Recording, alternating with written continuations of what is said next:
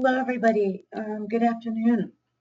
We'd like to thank you today for joining the Introduction to Dream 3D and SIMPL webinar. Before we get started, we're going to just run through a couple of housekeeping notes.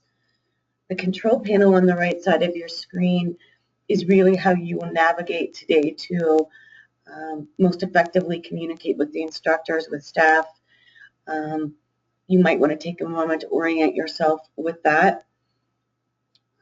Be sure, please, to select either mic and speakers or telephone in that control panel. Also, it would be good if you could set your speakers or your telephone handset to the mute position. Questions today can be submitted at any time using the questions area on that control panel. We do have a scheduled Q&A session near the end of the webinar, and our instructors will talk a little bit more about that process as well. I encourage you can submit test questions now if you like, just to become familiar with the functionality. In the event that we did not get through all the questions today, we do have the ability to capture those through the software, so rest assured that we will address all of those after the webinar if need be. Also, there's a chat function in your control panel. That tool can be used to communicate with us here on staff if you have any technical or other kind of issues. I am Christina Roback, and I work in the Professional Development Department here at TMS. And it is my honor to introduce to you today our speakers, Sean Donegan and Michael Grover. Sean is a research scientist at Blue Quartz Software and is one of the primary developers behind the Dream 3D project. He has broad experience in 3D material science, including modeling and simulation at both the microstructure and continuum scales, statistical quantification of microstructure, generation of synthetic microstructures, and correlative data fusion and analysis across length scales. Since 2014, he has spearheaded the technical efforts to extend Dream 3D from specialization in microstructure data to a generalized hierarchy framework for materials analysis in many dimensions. He currently leads efforts to apply the Dream 3D suite to analysis of process model output, coupled with experimental measurements for correlative forecasting and materials data design. Next, a little bit of background about Michael Graver. Michael is currently a material research scientist in the metals branch of the Materials and Manufacturing Directorate, Air Force Research Laboratory, Wright-Patterson Air Force Base. His research projects focus on the quantification and representation of microstructure for improving process and property modeling. Mike is the principal developer and inventor of the Dream 3D, the unique software package that integrates several digital microstructure tools that will facilitate the advancement of integrated computational material science and engineering in the Air Force and outside. Mike received his bachelor's degree in material science and engineering from The Ohio State University in 2003, followed by a PhD from Ohio State in 2007. So I will now turn today's presentation over to these gentlemen. Thank you.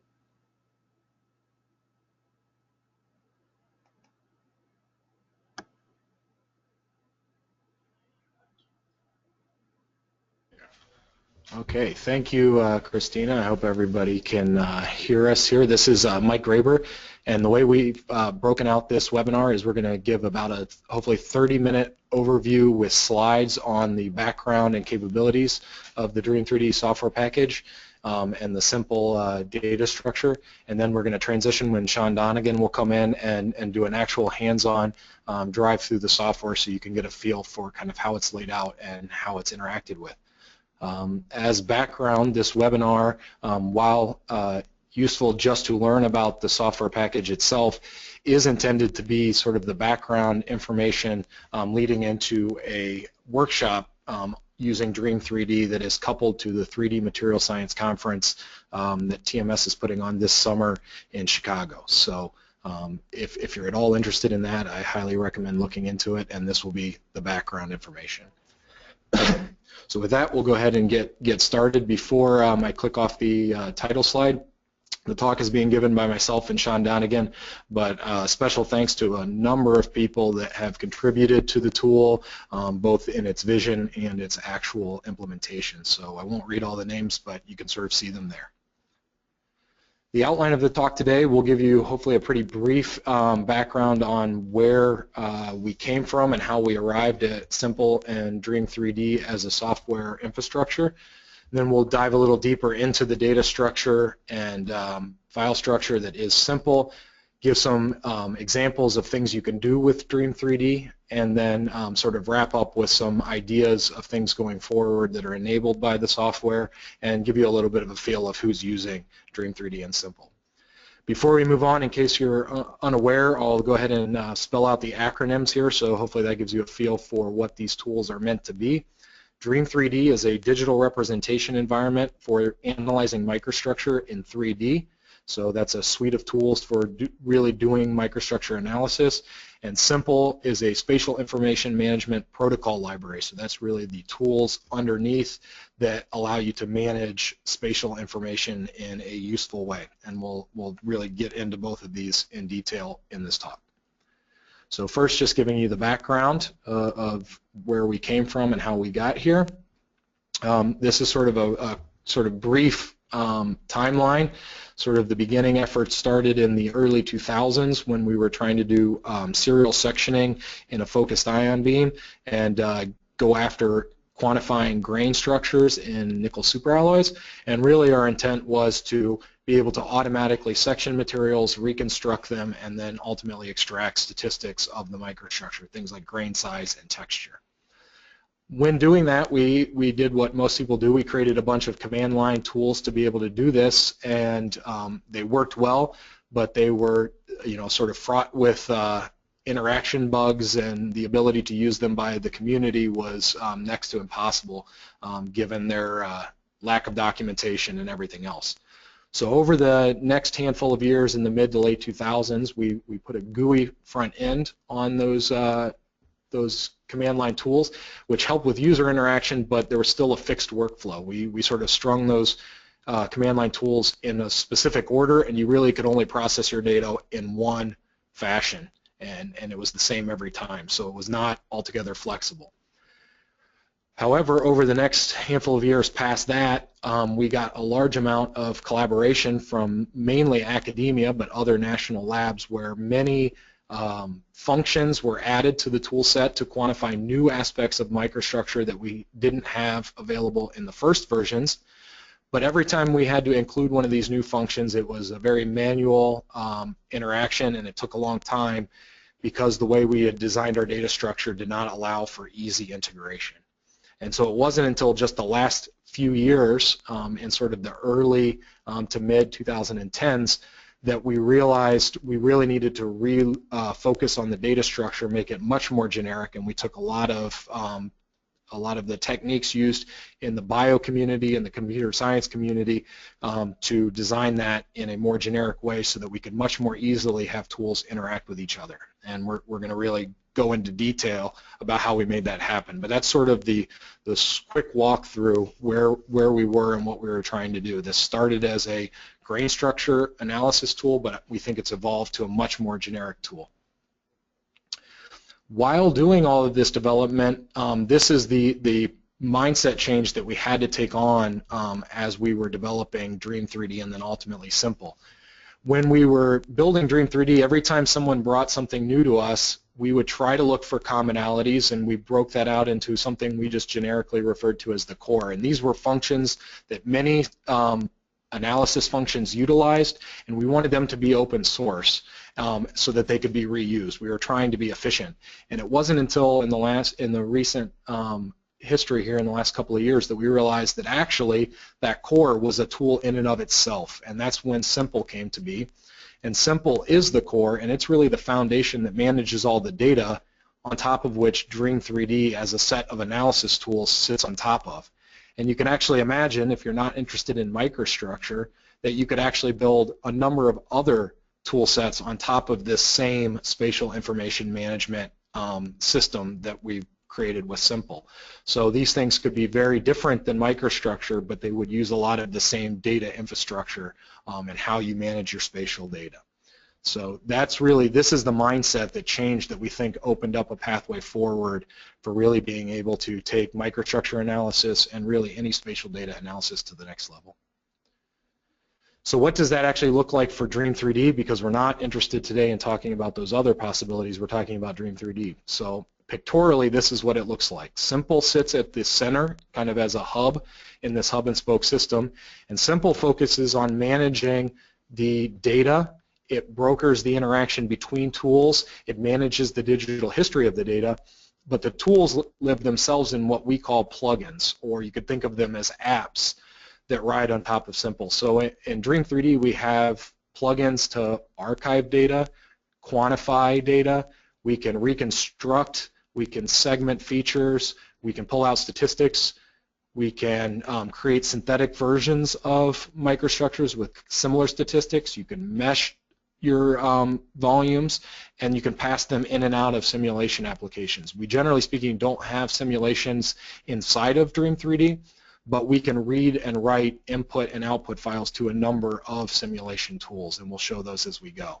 So this is kind of how it exists, and we've intentionally created this infrastructure with this plug-in architecture so that if you would like to add tools, you can create your own blue box or plug-in and add your own tools, and they immediately can interact with all of the other blue boxes. And there is a protocol for which these blue boxes can be made open source or held back as proprietary. So there's really an ability for industry and academia to interact in this sort of environment, and that was an intentional goal of Dream 3D and SIMPL. So what does it actually look like as a software? Sean's going to spend much more time in about a half an hour going over this, but just to show you what it looks like, this is sort of the GUI of SIMPL, and this one is the GUI of Dream 3D built on top of SIMPL, because on the left-hand side you have a bank of filters. That's what we call each individual tool that performs some analysis. And in Dream 3D there are a couple hundred filters that do something to your data. You can then take those filters and string them together in a pipeline. So this is sort of similar to a LabVIEW type procedure where you would be hooking together modules. The only thing here is right now it is a very linear path. You know, one module hands off to another. And that creates what we call a pipeline. But you have complete flexibility to put these tools in any order you want, but this tool actually also sort of performs as a compiler. If you string together some number of filters, the pipeline actually checks to see if these filters can actually work in that order. So they sort of compile and say, would the data coming out of this tool actually be compatible with going into the next tool? And we'll talk about how that happens. You have a window where you can basically set all of the settings for each individual filter in your pipeline, and that's stored by SIMPL when the pipeline is run. And again, we'll talk about all of this in detail. And down at the bottom you get workflow messages. So these are sort of errors associated with the pipeline you've made. So we try to provide information back to the user that says, here's what's wrong with your pipeline. You need to insert this other analysis prior to the analysis you currently have in there. So we try to do this, and this basically becomes a problem-solving environment. It's a sort of an easy-to-use, customizable environment that you can try to tackle whatever problem you want, provided you have the filters capable of answering the questions you're interested in. So that's the general background, and now we'll kind of just go through the data structure very briefly and then give you some examples so you have a feel of what's capable inside of Dream 3D today. So I mentioned that we had to really generalize our data structure so that we could deal with wanting to calculate many different things, but also the many different sources of materials data and microstructure data. So in this sense, if you look at the top of this slide that I'm showing you, there are all these images that are sort of related to microstructure or materials. And depending on what scale you work on, you may know what some of these are. But the point is, they're all very similar, and if a computer scientists looked at this, they would want to create a abstraction of how we hold all of this data. And so really what the abstraction layer is geometry, labeling, and statistics, because even if you don't know what this data is, your brain has probably already looked at these images, segmented features, started calculating things about them, and really trying to understand them, even if you don't know what they are. And so the computer needs to be taught how to do the same thing. So if we walk through our data structure, at the lowest level, all of these images that you see at the top are made up of the same thing. Elemental building blocks. So these are geometric building blocks. If it's an atom probe data set, it's a bunch of points, a point cloud. If it's a dislocation dynamic simulation, it's edge segments, and so on. It could be TET elements, voxels, or surface patches. So at the end of the day, all of this data is the same. It's geometric building blocks that have attributes that live on top of them. And depending on the data source, those attributes could be different. They could be information about the chemistry of that geometric element. It could be information about the density, but it's just a number. Then the sort of human gets involved with the process and starts grouping things together to create what we generically call features. These features could be grains, fibers, dislocations, precipitates. That's not necessarily important. It's just that there are a bunch of elemental building blocks that have been grouped together by some cause. And SIMPL is tasked with remembering what is that cause. Why did the user choose to group these features together? And all of that is tracked. But then you want to store information about these features, say their size or their shape or their number of neighbors. And so basically you want attributes to live on top of these objects as well. The next layer up that we go to are what we call ensembles. These are just groups of features that, again, have been grouped by some cause. And that is entirely up to the user, and SIMPL is in charge of remembering why you grouped objects together. They could be features of the common phase, features of a common size. It's really entirely up to the user, but SIMPL manages how you've chosen to group your things together. And again, there are attributes that describe these ensembles. Now it tends to be things like distributions, the distribution of size of your features that belong to that ensemble, and so on. So at the end of the day, what you're really holding on to are a bunch of matrices. You've got a matrix at each of these levels where your columns are your objects and your rows are the things you know about those objects or those attributes that I mentioned. And this becomes very general. The object attribute construct makes this a general way to store and relate data together. And it's hierarchical. And we store how the hierarchies are related to each other. So that's really critical. So if we look a little closer into these matrices, we've spent a lot of time trying to make these computationally efficient. So that means dynamic allocation of memory and really only allocating what's necessary. And so you can imagine, I mentioned, the rows or the columns are your objects, and these objects, again, could be elements, features, or ensembles in the terminology that we mentioned on the last slide. But as you find more objects, so when you do a segmentation, every time you find a new feature, you can just add another column. And then along the rows, these are your attributes. These are the things you know about the objects. And so as you learn more things about your objects, you can just add more rows. So this matrix dynamically grows as you find more things and learn more things about those things. So it's, again, very general and very dynamic. The important part is this third dimension as well. Not every piece of information you learn has the same form. Some are floating point scalar values, some are integer scaling values. Some are vectors, some could be tensors. So if you knew something about the stress state at each individual voxel, that is a tensor. But if you knew something about the position, that might just be a vector location of where the object is. So in this third dimension, we make all the rows independent of each other, and we allow them to be whatever size they need. So you can basically stack together along a column things of different types, integers, floats, and so on. We have ways to interact with the data in sort of two different approaches. You could grab all of the one descriptor for all the objects. So if you grabbed all the grayscale values for every object, that's effectively the image. You've grabbed every grayscale value for each pixel, that is the image. But you might also want to say, well, there's one pixel that I'm very interested in, and I want to know everything about that pixel, and we call that a property vector. And so that would be returning every attribute for one and only one object. And so this is important if you identified a fracture initiation site and you wanted to know everything about it, you could grab a property vector. So just to try to show you this in a little bit more of like a hierarchy, and maybe this will make a little bit more sense with a worked example. We've got the Dream 3D file itself at the top, but you have what we call data containers. So each of your individual data sets, we call a data container, and it has a geometry associated with it. So imagine we collected a 3D image. That's our image data container that we see here over on the left branch of the tree. You would have cell data. Those are your individual voxels. And so you would have things like grayscales that lived on that. If you did a segmentation, you would have features. So you would have grains or fibers, whatever, and you would have feature data, things that describe the features.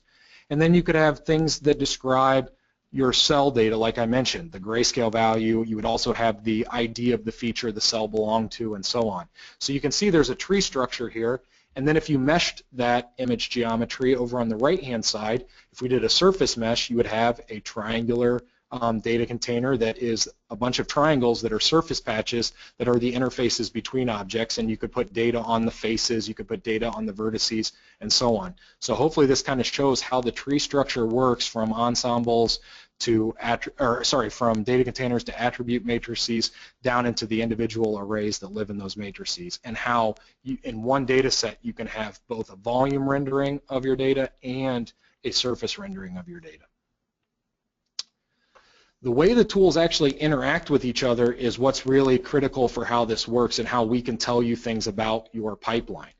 SIMPL is what manages the communication between the individual applications. They don't talk to each other. So basically, SIMPL hands these matrices to each application and says, do you have what you need to run? And the application will say, yes, I have what I need to run, and when I'm done running, I will be putting these new pieces of information in these matrices, which SIMPL then can take to the next tool and say, this is what will be available when you run. And that's all run ahead of time prior to you executing your pipeline so that we can tell you, is this a working pipeline, or does some application say, I don't have what I need, and provide that back to you. So those are all defined protocols. The most important thing about SIMPL is when you're doing this, it not only demands the data come back from the application, but it also asks the application to share every setting that was used when that application ran. So at the end, you have all the data, but you also have all of the settings. So you have the digital history of what was done to my data and with what settings. So that's really important if you want to track the digital history of the data.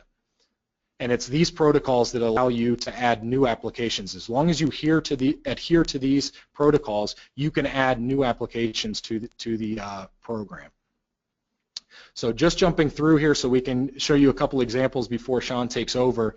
I just want to show you we have also a data file that is equally flexible to the data structure. If you never know what data you're going to have, you can't predefine a data structure. So, or at least a file format. So we have a data structure that is also flexible and dynamic based on HDF5, and it has a tree structure exactly like the tree structure I showed you. And the key piece here is that there are two main branches to your data.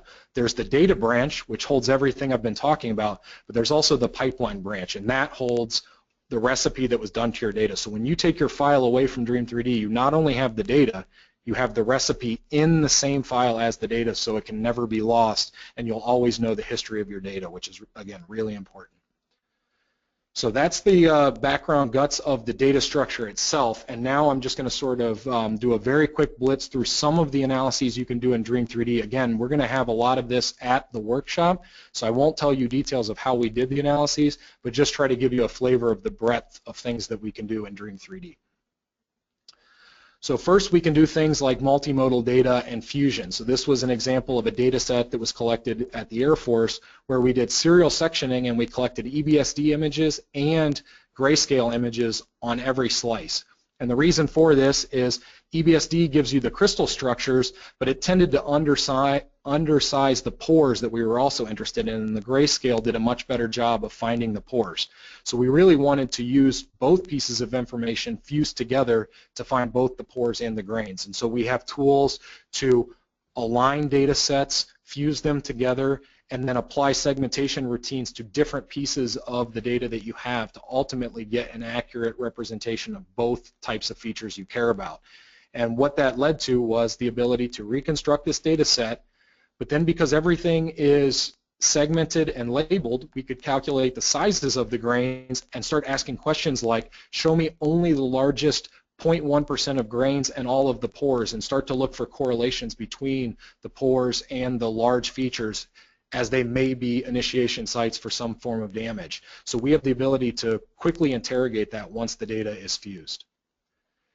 Another example are things like additive manufacturing, where you get a lot of disparate forms of data. You get surface data in the form of CAD files. You get processing intent in the form of simulations or machine parameters. There are videos of in situ monitoring and things like CT scans. We can take all that data and fuse it together and start looking for correlative analyses. So instead of just reconstructing the process intent that you see on the left spinning around and setting it beside the CT scan where you can see the pores and then trying to visually look for correlations, we can actually fuse that data together and start asking questions about local volume fractions and local processing conditions and pull out statistics on that. And that's what you see on the far right, where those boxes are sized by the local volume fraction and they're colored by the processing condition. So we can start to look for trends between processing condition and local porosity.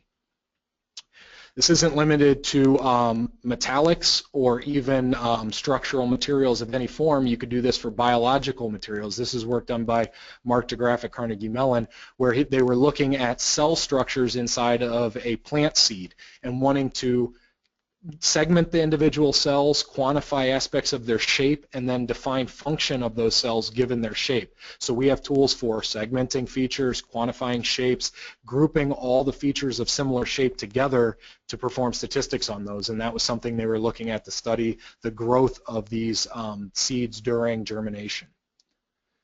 This is, again, just to show the point that these analyses are common across different materials. We wanted to do the exact same thing for porosity in a cast nickel turbine blade.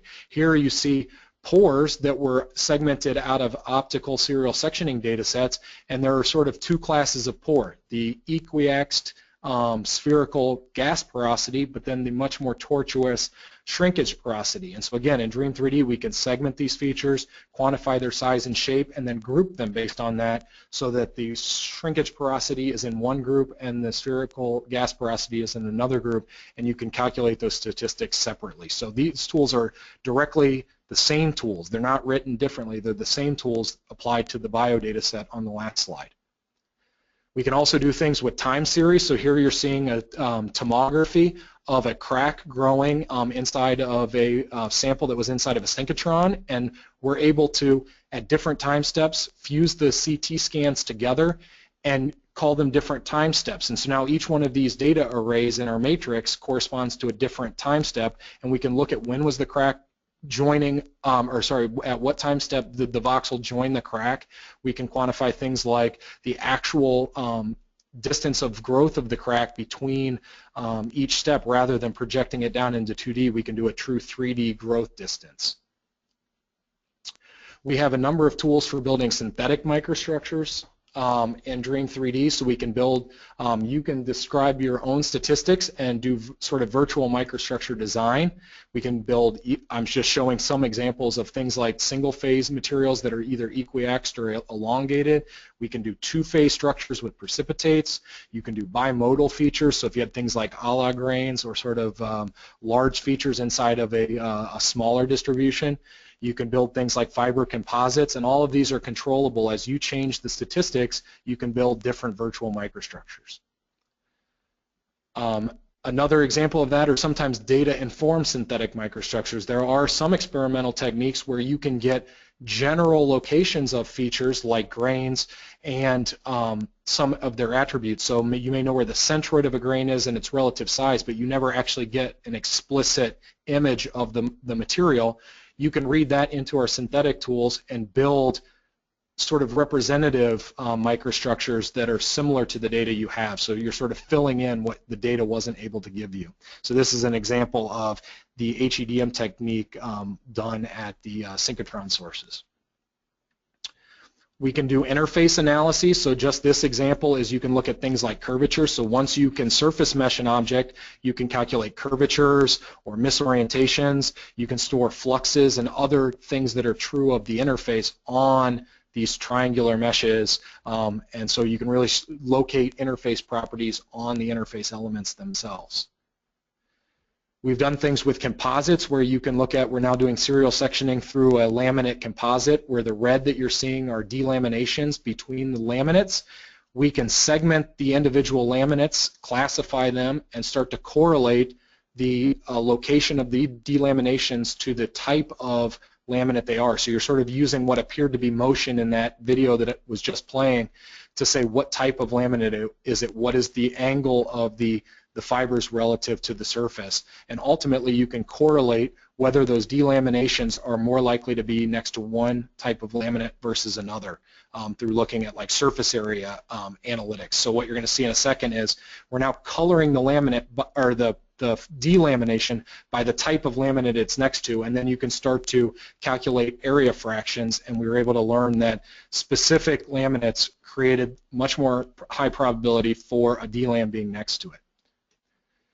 We've done things where we're reading in process modeling data and then doing things like zoning up a component. So you're seeing a deform simulation, and we can track the deform data through time, and we have clustering tools that can be added into Dream 3D to do things like, again, automatically zone the component either based on gradient or common processing variables.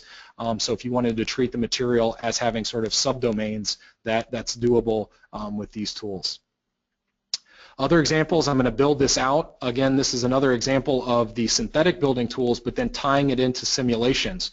This is work that Sean Donegan did where he was building virtual thermal barrier coatings by building up different synthetic blocks in Dream 3D, stitching them together, and then toggling attributes of these blocks, adding texture, taking away texture, and looking at how that affected the properties. The way he did that was by writing out the final synthetic volume to a FFT code and running simulations and looking at how, as he changed those parameters of the microstructure, how did the response of the simulation change. So you can start to run those virtual design studies.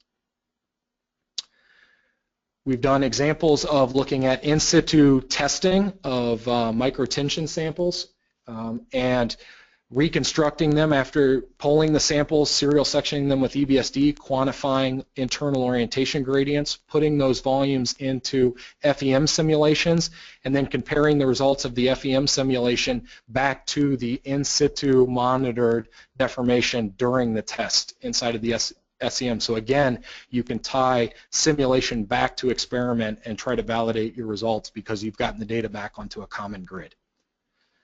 Here are some dislocation dynamics simulations where we've taken the standard line segment representation of the dislocations and passed over a voxel representation and calculated local densities inside of the voxels, and you can watch patterning form inside of these data sets and begin to quantify the nature of that patterning and try to quantify aspects that are more difficult when you look only at the line segment representation. And the last example I'll show here is an atomistics data set. This here is tying together our synthetic building capabilities of building a virtual microstructure, surface meshing it, and then placing atoms inside of each grain at the orientation prescribed by the grain itself, so we can build up inputs into something like a code like lamps, where you then could study how do dislocations and things interact with grain boundaries in a polycrystalline material. So with that, I'm going to jump past a couple of these examples. This example here, it'll be the last one I'll show, is just to show you that the data structure is incredibly flexible. We read in data from the United States Census because, again, each city is simply a point representation, and we did our grouping very similar to how we did it with our materials data. We grouped cities of the same state together to be features, grouped sets of states together as features to be ensembles, and then you can start to calculate statistics up and down the scale. So this was just to show with the same materials data structure, we were able to look at something that is very much not materials data. So with that, I'm going to skip past the managing of multi-scale data, but you can just imagine how data collected at one scale could be moved up to the next scale and stored as attributes at the next scale. Unfortunately, I'm running a little long, so I want Sean to be able to drive through the code, but again, these slides will be available. And so here is how we would manage the data through a sort of ICME type workflow. You would have process model data that comes out, could get zoned automatically with Dream3D tools. You could have a microstructure model that would predict microstructure statistics given those processing conditions. We could then build virtual microstructures using those statistics, pass them into a property model, and the property model would ultimately export out mechanical properties or thermal properties that are true of that zone, and you could store those on the zones. The zones are the features, and ultimately you could look to optimize that by saying if those zones don't have the properties I need to tweak my process model, and you can virtually work through designing parts to try to have an optimized set of criteria. So again, all of the work for developing the models still needs to be done. We're managing the data flow through the model interaction. So with that, I'll just tell you there are a lot of people using and downloading Dream3D. There have been over 5,000 downloads. It's mostly in academia, but it is making its way into some industrial research and development groups, and we're beginning to get developers that sit at different locations contributing code. And I've posted the website down here at the bottom in case you don't have it, where you can go and download the software that Sean's about to walk you through. So I won't belabor the takeaway messages, but the thing that we think is important is that we're managing the computational data flow. It's material independent. It's not dependent of a dimension or a type of grid, which is really important. And this is an objective environment that models and experiments and analytics tools can all work together, and we think it's a real breakthrough for being able to work very different problems in one common environment. So with that, I'm going to stop the presentation and let Sean drive the software a little bit, and I'll see if I can try to look over some of the questions I saw pop up.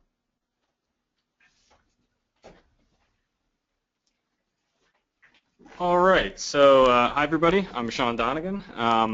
So I think Mike did a nice job there of going over a lot of the details behind how the software is laid out. And so now I'm going to spend some time actually showing you what it looks like. What's the GUI look like? What's the general layout? I'll mention that a lot of the examples that Mike just gave, if you want to learn more about how that works, how you do that kind of data processing in Dream3D, I highly recommend attending the workshop that we're going to be helping run at the 3DMS workshop.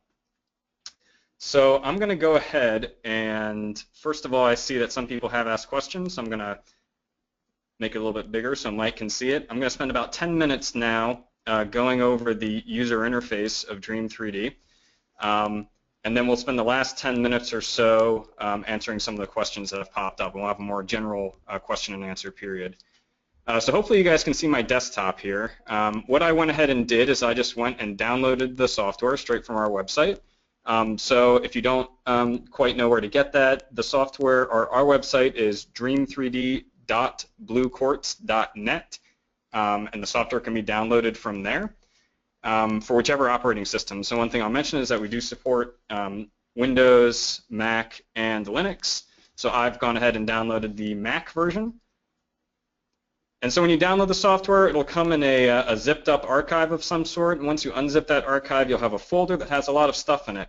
And so if you're on Mac or Windows, what you're looking for is the binary file that's just called Dream3D. I'll mention that if you're on Linux, you'll have to dig into the folder called bin, and inside bin, you'll have a binary file called Dream3D, and that's the file you'll want to execute. So I'm going to go ahead and launch the software here. All right, let me resize some windows here. So once you launch the software, you'll get a window that sort of looks like this. So this should look very similar to what Mike showed in the presentation very quickly. So briefly, I'll just go over the sections here. So hopefully you guys can see my mouse while I'm dragging over. So over here on the left, we have basically the filter bank, the collection of filters. Now there's two ways, you can see down here that the filter count is 214. There's quite a lot of filters in Dream3D, the one that we're releasing right now. And the first tab over here is the filter list. That's what's currently open. So that's just an alphabetical list of every filter. Now, if you happen to know a filter you're looking for, you can type into this filter search box up here, and we'll start to filter things. So maybe I was looking for a right filter, I could type right and see all the filters that started with that word. But if you're a new user to Dream 3D, it's probably more useful to see filters broken out by their functionality. So that's where you want to go down here and click on Filter Library. And here is all those filters again, just organized in a little bit more intuitive fashion where they're separated out by their functionality. So I can see here, for example, that there's this I/O section. So under here are all the filters for doing input and output. So all the various file formats that Dream 3D can read in and then write out. Now, going over to the right here, we have this section which is labeled by creating a pipeline. So this is what we call the pipeline view. So this is where you'd start to build a pipeline. And you can see there are a number of ways to do that, and we've kind of listed out a few of the ways. So a common way is to simply start by double-clicking on a filter that's over here in the filter list or filter library. You can also click on one of these and drag it over. You can see it pops up there, and you can drag it anywhere within the pipeline, just like that. So that lets you see basically what your workflow is going to be. So as Mike mentioned, the workflows start at the top and go to the bottom. So they're numbered here, 1, 2, 3, etc. So they'll start with filter 1, and then they'll go all the way down the list until the last filter, once you're actually able to run your pipeline. You'll see that these filters right now are showing up as red. I'll explain a little bit what that means. But first, let's move over here to the right, and we can see over here this window that I'm now mousing over is the filter parameters window. So this is where you set all the settings for a filter. So example, I've currently got the right Dream 3D data file filter selected, and the only parameter it needs is basically it's asking me where I want to save my file. So back over here in the pipeline view window, there are these little X marks. If you click these, the filter is deleted from the pipeline, and if you click delete all of them, then it clears the entire pipeline, and that starts you from a blank slate. Now quickly down here to the bottom left, we have this tab called the Bookmarks tab. So this is essentially where you can save favorite pipelines. So one of the aspects of Dream 3D, which I'll hopefully have time to go over real quick, is how when you build up a pipeline, you can then save that workflow so you can use it again in the future, and that's a really important thing. In the middle here, we have the pipeline issues window. So this is where if Dream 3D has detected there's a problem with a pipeline you're trying to build, you'll get an error message there. So what I'll do now is I'll go over here to the filter library section, and I'm going to start with a read Dream 3D data file filter. I'll drag that over here, and you can see that it's red. And if I go over here, make this window so you guys can see it, it's red because an error has popped up saying that for the read Dream 3D data file, I haven't set the input file. So in other words, I haven't actually given this filter the file it's going to read in. So if you notice that you have filters in your pipeline that are highlighted in red, it's useful to go down to the pipeline issues window, try to find the filter wherever it is, and check to see what the error is so you can figure out how to remedy that problem. The final window here is the pre-built pipelines window. So with Dream 3D, we ship a number of, call them pre-built workflows for you to work from. These are pipelines that we've often used as teaching tools at a number of our other workshops. And so they contain some basic workflows for things like reconstructing EBSD data, some very basic EBSD data, and doing some quantification and a little bit of surface meshing and building synthetic microstructures. So if you have a pipeline over here that you want to open up, one way you can do that is you can simply click on it and drag it over to the pipeline window, and you can see it fills up the pipeline view. Another way you can open up the pipeline is to double-click on it, and it'll pop it up in a brand new window. So that's an important thing to note. I'm going to go ahead and close this, is that you can have as many Dream 3D windows open at the same time as you like. So the way you do that is you go up to File and click New, and we get another Dream 3D window, and I can keep doing that. And all of these windows are separate instances. Think of it just like you would use Word. If you're using Microsoft Word, whenever you open up a new file, whatever you're doing is local to that file. And if you change that file, you can save it after you close.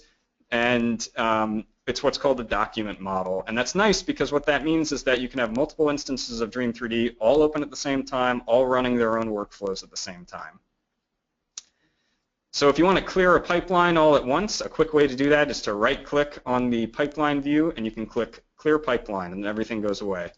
So now I'm back to a clean working slate, and I just wanted to go over real quick a few of the really key things to note.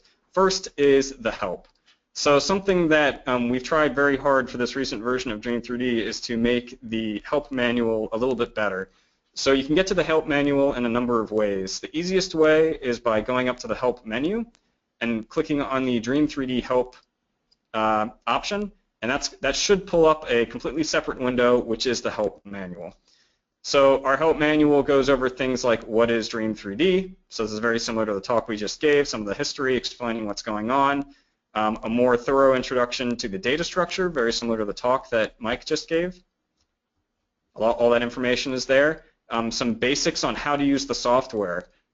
So the user interface overview, which I basically just went over, how you create a pipeline, how you save and open pipelines, all of that's right here in the user manual. So it's a great reference. I'm going to go ahead and close that. Now if I dragged a filter over to the pipeline, you'll see over in the pipeline, in the filter settings, there's a little question mark. If you click on that, then what happens is you open up the Dream 3D help again, and this time it opens up to the documentation for that specific filter. So every one of our 214 filters in Dream 3D has a documentation file for it that explains what the filter does, what it needs to run as inputs, and if it creates any outputs, what kind of outputs it creates. The other thing you'll see down here is that in every filter we have a link to our Dream 3D mailing list. So I highly recommend that if you're interested in Dream 3D, using Dream 3D, and you want to know more about it, but you have a question, that you can go to this mailing list. So if you open up the help and go to any filter, it's also in a number of other places, you'll see that there's a link that says Dream 3D Users Google Group, and if I click on that, it will take you to the users group where you can see many people have posted questions. So feel free, please, to use that functionality, post as many questions as you like, and we always try to do our best to answer them as quickly as possible. So I'm going to show one other quick thing here, which is basically how you would go about thinking through building a pipeline. So when you build a pipeline in Dream 3D, it's generally going to consist of three major parts. The first is getting data in, opening up data in some way, getting data into the data structure. The second thing to think about is what you're going to do with that data, so the various filters you want to run to analyze the data.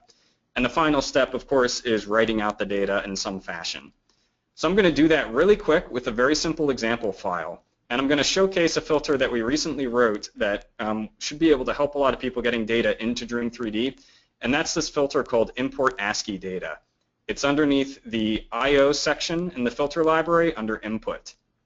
So what this filter does is very much like if you've ever used Excel and you've opened up a text file that you want to bring in. This filter does that exact same thing for Dream 3D.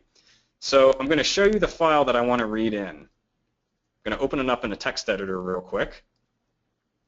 So hopefully you guys can see that. So this file represents a 3D image. Each column here is essentially an array of data. And so what I want to do is read this all into Dream 3D with each one of these as a separate array so I can do some analysis on it. So in order to do that, I can just click on this Import File button, and it's going to ask me where the file is. It happens to be right here, this test structure. I'll click Import, and now it's going to start up a wizard for me.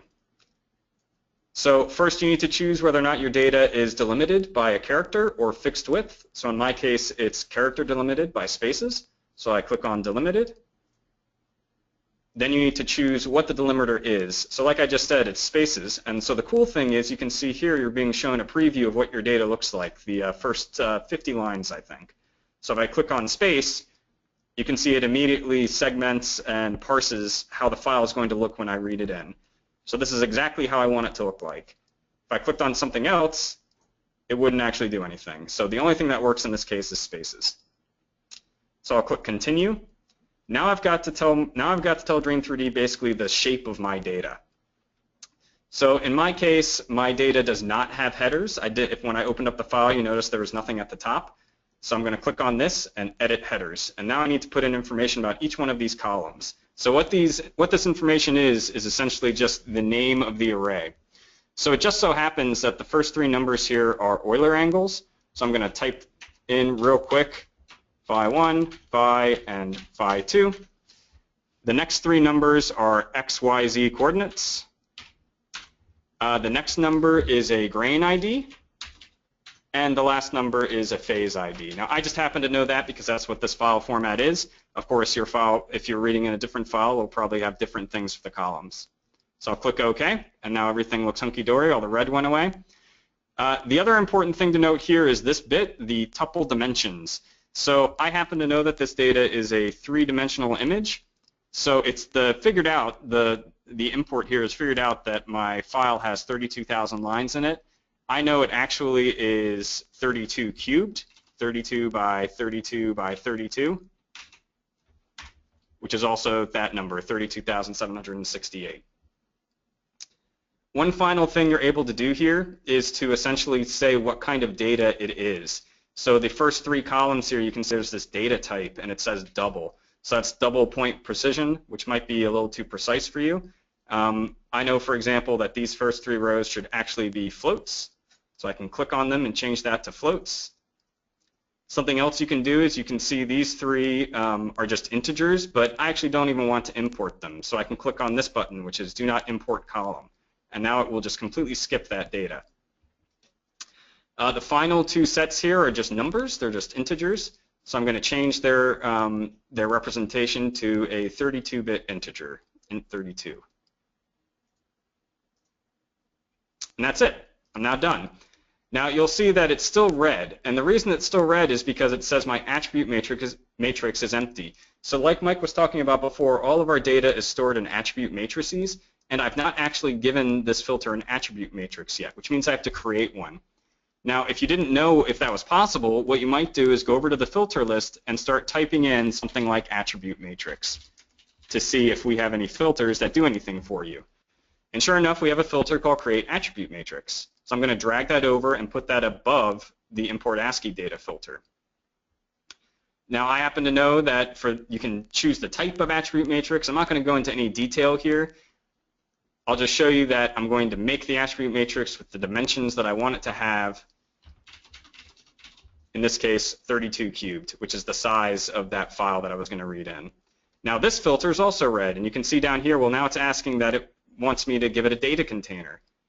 And so in order to do that, I have to create a data container. So you might go over here and type in data container, if I can type, there it is, and see that we also have a filter called create data container. So that creates a data container, doesn't do anything else, and then it's called data container. So now I can go to the second filter, and I need to give my attribute matrix a name. So that's what it says down here. That's why this filter is still red. The name of the attribute matrix was empty. Please provide a name. So I'll just name this attribute matrix, just a generic name. Click apply. And now in import ASCII data, I can now select data container and attribute matrix. And so finally, there's no more red. And if you wanted to execute this pipeline, all you'd have to do is click go. And then it's done. Now, of course, that wasn't a terribly exciting pipeline because all it did was read some data in. It didn't write any data out or anything like that. But hopefully that just gave you an idea behind how to think about building a pipeline. Start by thinking, I want to get some data in, and get whatever filter from the filter bank you think will help you get your data in. Follow the issues that are coming up to see to help you work backwards to figure out how to make your pipeline work. And once you've got everything no longer red, you should be good to go. And you can just click that go button to go. So that was a very quick introduction to the GUI. So again, at this workshop we're going to run at 3DMS, we're going to go into much more in-depth topics on how to build more complicated pipelines, how to actually do some more in-depth data analysis. But hopefully that was a nice quick introduction to the GUI. So now we've got a few minutes here, and we can hopefully get to answering some of these questions that have been posted. So let's see. No. So we're just looking at some of the questions that have been asked real quick. So one question, this is Mike Graber. I saw a question from Siva that asked if Dream 3D is just a data management software or can you do anything else? The data management part of the software is SIMPL, the spatial information management library that sits underneath of Dream 3D. So Dream 3D is a suite of tools that do analysis, but it's built on this common data structure. So Dream 3D is not a data management tool, it is a data analysis tool that is built on top of a data management tool. So in Dream 3D, there are filters, or you can think of them as analyses, that are very data manipulation-like what Sean was doing, creating containers and creating attribute matrices, and we have tools to move data back and forth. But at its core, most of Dream 3D is once you have the data, I want to calculate some statistic or I want to segment some data set. So just kind of think of it like that, that Dream 3D is really the analysis tool set and SIMPL is the data management. So another question I just saw is from David, basically about some examples, or what are some examples to work from, and that's something that I can answer pretty quick. So a good way to start is if you open up Dream 3D and you open up the user manual, there's a section called Tutorials. I can click on that, and these tutorials outline some of the basic examples behind how to do different workflows in Dream 3D. So for example, how to reconstruct 3D EBSD data. So these examples are relatively thorough. They go into a lot of detail about how to build the pipelines necessary, and they also point to the pre-built pipelines that get distributed with Dream 3D that basically do these workflows for you. So for example, in this synthetic microstructure generation tutorial, I mentioned in here somewhere that there are pre-built pipelines contained back in the Dream 3D GUI under synthetic that essentially show you how to create synthetic microstructures. So I just double-clicked on that. So you can work from, those are the best ways to start working from these sort of basic examples over here in the pre-built pipelines window. Yeah, and so on adding to that, in the pre-built pipelines, all of those workflows are based on a sample data set that you can download at the same place you download Dream 3D. So when you go download Dream 3D, there's a link in there to say, here's some sample data, and it is a 3D data set of EBSD. So you can pull that down and start to at least play around with the pre-built pipelines. Sean's, there was a question again from Siva to show the output file. So Sean's running that analysis again because he actually didn't write an output file the first time. So while he's doing that, I'll answer one more question. David had asked a question about in the POR and EBSD fusion example, what data was needed. In that case, we had backscatter images, so basically TIFF files, and then we had EBSD scans in the form of whatever your EBSD software is, whether it be TSL or Oxford or Bruker. We had their data sets, and we can read both of those into Dream 3D separately, but then usually the voxel resolutions are different and the origins may be different. The EBSD scan may be of a slightly different area than the backscatter image. So in that case, we had some tools external to Dream 3D to get those aligned ahead of time. We're working to put those tools in Dream 3D right now. But basically, those get read in as two separate data containers in Dream 3D because they have different voxel structures. But then we have tools in Dream 3D where you can translate and rotate data sets. And then once you have the data sets aligned, you can sample one data set with another data set. So you can basically say, if these exist on top of each other, put the points from one data set into the points of the other data set and basically sample the data and fuse it together. These are things we'll go over at that workshop. We didn't have time to get into great detail, but basically if you have EBSD data and images, you can do that pipeline. So real quick, Siva, I'll show you what that output looks like. So I read in that data, and I did one extra thing, which is the way I did that pipeline real quickly, I didn't actually put the data anywhere in space. I gave it no geometry. Now I happen to know that that data needs to be a 32 by 32 by 32 3D image. So I created an image geometry that had those dimensions, and then I used the write Dream 3D data file filter. So that's our basic data file, the HDF5 type file that Mike mentioned earlier in his talk. I wrote that to my desktop, and something we write along with our HDF5 file is an XDMF file. That's this thing right here. Now, XDMF is a format that's used by a program called ParaView, which is also an free open source program that is used for visualization. So now what I can do is I can open this file in ParaView, and hopefully ParaView won't crash. Good, it didn't. I'm going to select the XDMF reader. All right, so you can see I've got my various data arrays here that I named. I'll click Apply. Now, we don't have time to go over how ParaView works, but just to show you what the data ends up looking like, and sorry, my mouse is going a little crazy for some reason. I'm going to color the surface by the grain ID. Now, this happened to be basically a synthetic structure that had 5 or 6 grains in it. I can't even remember the number. It was pretty small. Let's take a look. I can click on information. It had 7 grains in it, and that was it. It was just a quick file I made just to showcase. Obviously, you can create synthetics that are much nicer looking than this, but that's essentially what the data looks like when you visualize it. Now, if you're interested in knowing what the data looks like inside the data structure, well, the Dream3D file itself is a binary file, so you can't look at it directly, but there are programs out there that let you look at the file if you want to. So there's a program called HDF View, which you can download, which is also free.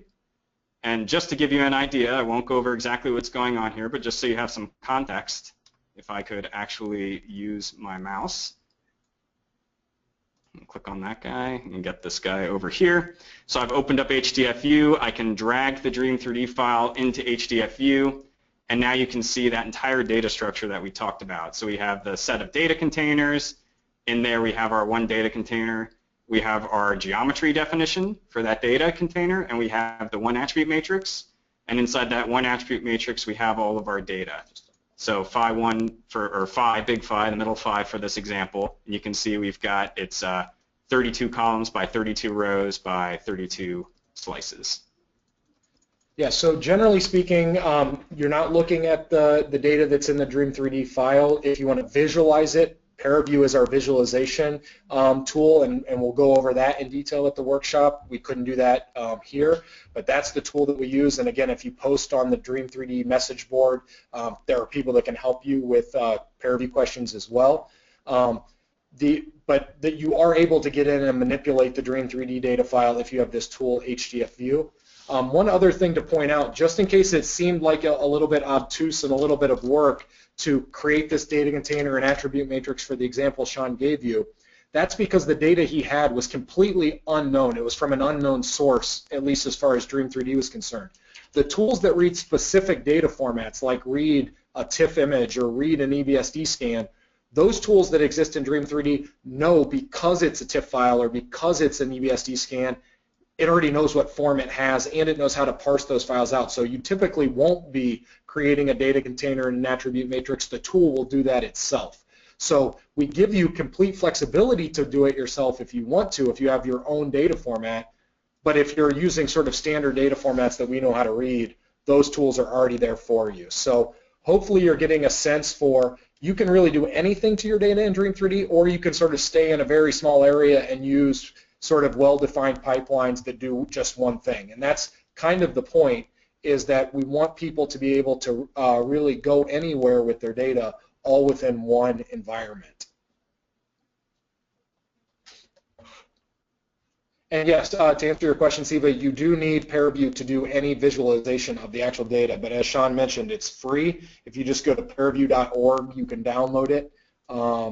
And it reads these XDMF files, and it's, again, very flexible and very dynamic. You only have to load the data you want. You can only visualize the stuff you're interested in. So even if you have huge files, there are sort of good ways to visualize your data. And I'll mention real briefly, just in case it wasn't obvious, that Dream3D also is free and open source. So everything you see here in this GUI, all the code for all these filters and all the algorithms, all that code is out there on GitHub. We host all the source code on GitHub. It's all available to look at. So if you're ever interested in, say, developing for Dream3D, writing your own plugin, or just understanding how the algorithms work, you can go take a look, and it's completely open in that sense.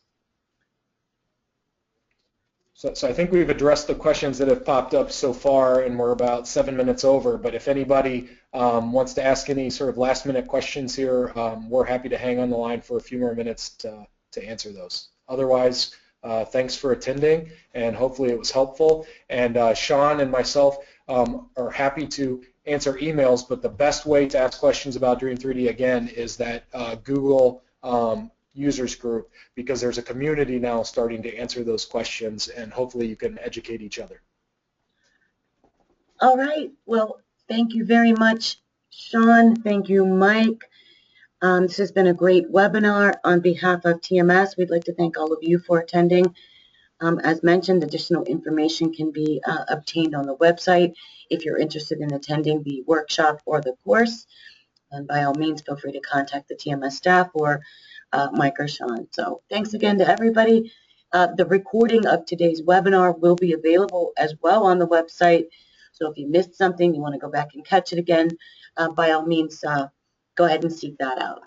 Thanks, and wherever you are in the world today, have a great day.